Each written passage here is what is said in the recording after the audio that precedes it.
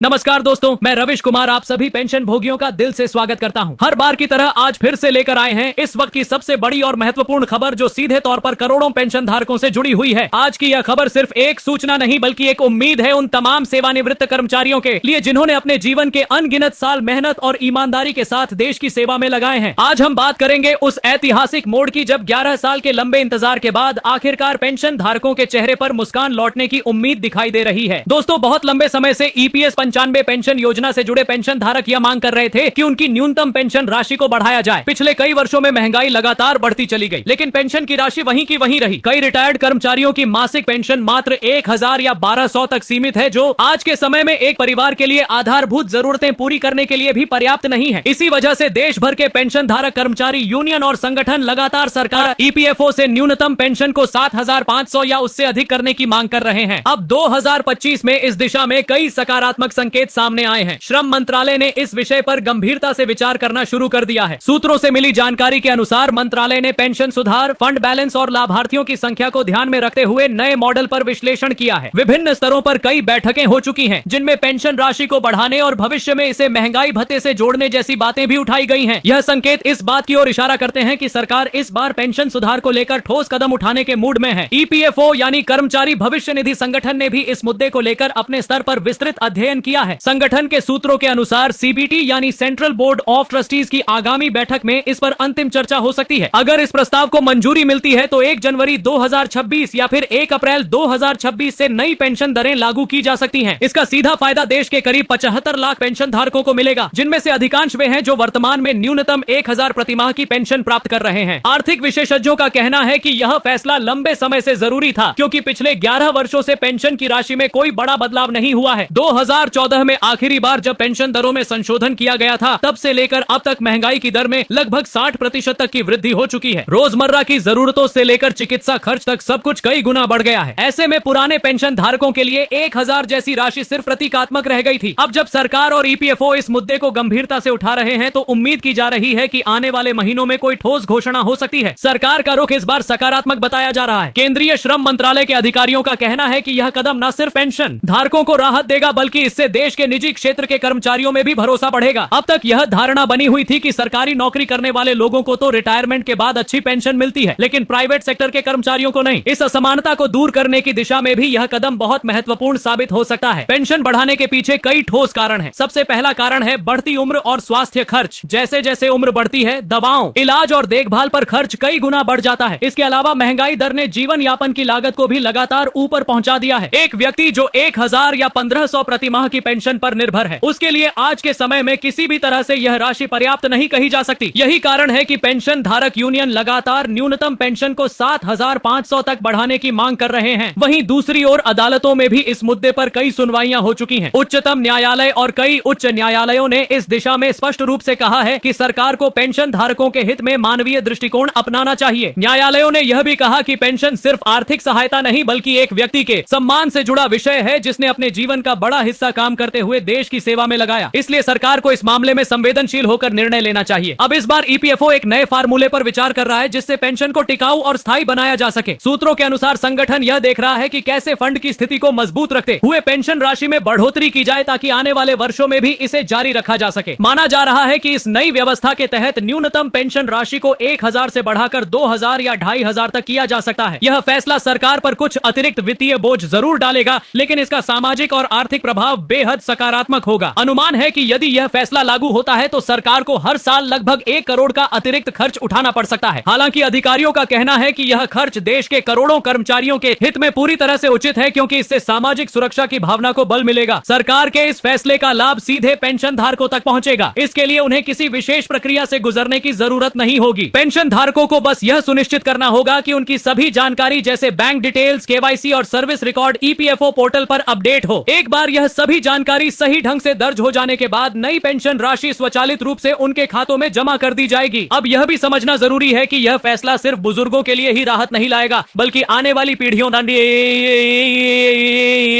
के लिए भी संदेश देगा कि देश में निजी क्षेत्र में काम करने वालों के अधिकारों और सम्मान की रक्षा की जा रही है। इससे युवाओं के बीच भी यह विश्वास बढ़ेगा कि निजी नौकरी करने के बावजूद उन्हें भी रिटायरमेंट के बाद सुरक्षा और स्थिरता मिल सकती है। विभिन्न कर्मचारी संगठनों और यूनियनों ने इस दिशा में लगातार संघर्ष संघर्ष किया है। कई बार उन्होंने प्रदर्शन किए, ज्ञापन सौंपे और सरकार से अपील की। इन आंदोलनों ने इस मुद्दे को राष्ट्रीय स्तर पर चर्चा में लाने में बड़ी भूमिका निभाई है। अब जब सरकार और संगठन दोनों एक सकारात्मक दिशा में आगे बढ़ रहे हैं, तो यह उम्मीद और मजबूत हो गई है कि इस बार पेंशन वृद्धि को लेकर ठोस निर्णय सामने आएगा। पेंशन में वृद्धि के साथ साथ डीए यानी महंगाई भत्ता जोड़ने की मांग भी जोर पकड़ रही है। यूनियन का कहना है कि यदि पेंशन राशि को हर साल महंगाई दर से जोड़ा जाए तो पेंशन धारकों को हर साल बढ़ती कीमतों का असर कुछ हद तक कम महसूस होगा। इस पर भी सरकार और संगठन स्तर पर चर्चा चल रही है। यदि यह प्रस्ताव मंजूर होता है तो यह एक ऐतिहासिक कदम होगा जो पेंशन धारकों के जीवन को स्थायी सुरक्षा प्रदान करेगा। अब बात करें उस बड़े फैसले की जो पिछले 11 सालों से लंबित था। साल 2014 के बाद से पेंशन में कोई बड़ा बदलाव नहीं हुआ था। तब से अब तक परिस्थितियां बहुत बदल चुकी हैं। महंगाई दर, मेडिकल खर्च, बिजली पानी के बिल, घर के किराए से लेकर रोजमर्रा की वस्तुओं तक हर चीज महंगी हो चुकी है। लेकिन पेंशन राशि जस की तस रही। इस वजह से पेंशन धारकों के जीवन पर वित्तीय दबाव बढ़ गया। अब जब यह खबर आई है कि ईपीएफओ 11 साल बाद पेंशन बढ़ाने जा रहा है, तो यह उन लाखों परिवारों के लिए उम्मीद की नई किरण है जिनका जीवन इस राशि पर निर्भर करता है। आर्थिक जानकारों का कहना है कि इस फैसले के लागू होते ही करोड़ों परिवारों को सीधा लाभ मिलेगा। जिन लोगों की पेंशन अभी 1000 या 1500 थी, उन्हें अब दोगुनी या उससे अधिक राशि मिल सकती है। इससे न केवल उनकी आर्थिक स्थिति में सुधार होगा, बल्कि जीवन स्तर में भी बड़ा बदलाव आएगा। बुजुर्ग पेंशन धारकों के लिए यह निर्णय आत्मसम्मान और सुरक्षा की भावना को भी मजबूत करेगा। ईपीएफओ का उद्देश्य भी यही है कि देश के निजी क्षेत्र में कार्यरत लोगों को सेवानिवृत्ति के बाद एक सम्मानजनक जीवन मिल सके। संगठन के अधिकारियों ने स्पष्ट किया है कि यह कदम किसी आर्थिक बोझ के रूप में नहीं, बल्कि सामाजिक जिम्मेदारी के रूप में देखा जा रहा है। सरकार का मानना है कि यह सुधार लंबे समय तक टिकाऊ रहेगा, क्योंकि पेंशन फंड की वित्तीय स्थिति भी मजबूत है। जब यह निर्णय लागू होगा तो पेंशन धारकों को कोई नई आवेदन प्रक्रिया पूरी करने की जरूरत नहीं होगी। ईपीएफओ की ओर से सभी लाभार्थियों का डाटा पहले से मौजूद है। सिर्फ यह सुनिश्चित करना जरूरी होगा कि रिकॉर्ड अपडेट और केवाईसी पूर्ण हो। जिनका डाटा अधूरा है वे इसे ऑनलाइन पोर्टल या अपने क्षेत्रीय कार्यालय के माध्यम से आसानी से अपडेट कर सकते हैं। अब सोचिए, जिस पेंशन राशि को पाने के लिए लाखों पेंशन धारक सालों से संघर्ष कर रहे थे, अगर वह सच में बढ़ जाती है, इस निर्णय के लागू होते ही देश के कई हिस्सों में राहत और खुशी का माहौल देखने को मिलेगा। जो बुजुर्ग अब तक मुश्किलों में जीवन बिता रहे थे, उनके चेहरों पर मुस्कान लौटेगी। आर्थिक सुरक्षा मिलने से उनकी सामाजिक स्थिति भी मजबूत होगी। यही वह बदलाव है जिसका इंतजार वर्षों से था। ईपीएफओ की योजना सिर्फ पेंशन बढ़ाने तक सीमित नहीं है, बल्कि इसे टिकाऊ और पारदर्शी बनाने की भी है। संगठन यह देख रहा है कि भविष्य में फंड का सही प्रबंधन हो, ताकि आने वाली पीढ़ियों को भी इसी तरह की सुविधा मिलती रहे। इस दिशा में डिजिटलाइजेशन पर भी विशेष ध्यान दिया जा रहा है, ताकि सभी रिकॉर्ड ऑनलाइन और पारदर्शी रहें। इस कदम से देश के प्राइवेट सेक्टर में कार्यरत कर्मचारियों के बीच एक नया भरोसा पैदा होगा। लंबे समय से यह धारणा रही है कि निजी क्षेत्र में काम करने वालों को सेवानिवृत्ति के बाद सुरक्षा नहीं मिलती, लेकिन अब यह फैसला उस सोच को बदल सकता है। इससे समाज में समानता और आर्थिक स्थिरता दोनों को बढ़ावा मिलेगा। कुल मिलाकर यह कहा जा सकता है कि ईपीएफओ का प्रस्ताव देश के श्रमिक वर्ग के लिए ऐतिहासिक साबित हो सकता है। 11 साल बाद पेंशन में बढ़ोतरी सिर्फ एक प्रशासनिक फैसला नहीं, बल्कि करोड़ों लोगों की भावनाओं से जुड़ा कदम है। अगर इसे मंजूरी मिलती है तो यह उन सभी मेहनतकश लोगों के जीवन में स्थायी वित्तीय सुधार लेकर आएगा, जिन्होंने कभी अपने भविष्य के सपनों को देश की प्रगति में समर्पित कर दिया था। यह बदलाव केवल संख्याओं का खेल नहीं होगा, बल्कि यह उस पीढ़ी के सम्मान की पुनर्स्थापना होगी जिसने ईमानदारी से काम किया, योगदान दिया और आज अपने आखिरी पड़ाव में एक स्थिर सम्मानजनक जीवन की उम्मीद कर रही है। इसलिए दोस्तों, यह वक्त बहुत अहम है। सरकार और ईपीएफओ दोनों स्तरों पर चर्चाएं अंतिम चरण में हैं। जैसे ही आधिकारिक अधिसूचना जारी होगी, देश के करोड़ों पेंशन धारकों के लिए यह एक नए युग की शुरुआत होगी, जहां पेंशन अब केवल एक राशि नहीं, बल्कि सम्मान, सुरक्षा और स्थिरता का प्रतीक बनेगी। तो आप सभी पेंशन धारकों से यही कहना है कि आने वाले महीनों में इस दिशा में होने वाली हर हलचल पर नजर बनाए रखें। ईपीएफओ की आधिकारिक वेबसाइट, श्रम मंत्रालय की सूचनाओं और सभी विश्वसनीय स्रोतों से अपडेट लेते रहें, क्योंकि अगली खबर शायद वही होगी जिसका इंतजार पिछले 11 सालों से था। पेंशन में वास्तविक बढ़ोतरी की खबर जो आपके जीवन में नई राहत लेकर आएगी। और हाँ, अगर आपको यह जानकारी पसंद आई हो तो मशाल सार चैनल को अभी सब्सक्राइब कर लीजिए, बेल आइकन दबाइए ताकि हर नई अपडेट सबसे पहले आपको मिले।